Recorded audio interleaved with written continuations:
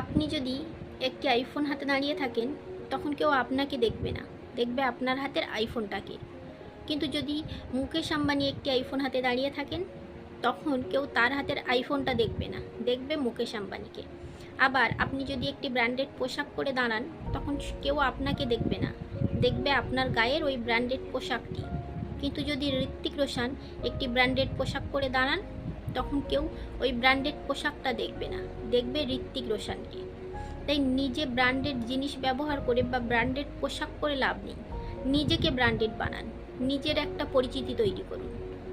তখন আপনাকে আপনার পরিচিতি দ্বারা সবাই চিনবে, আপনাকে বিচার করবে আপনার পরিচিতির উপর নির্ভর করে।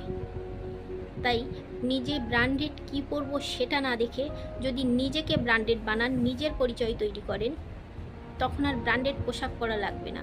অনেক সাধারণ পোশাকেই আপনাকে সবাই মূল্য দেবে।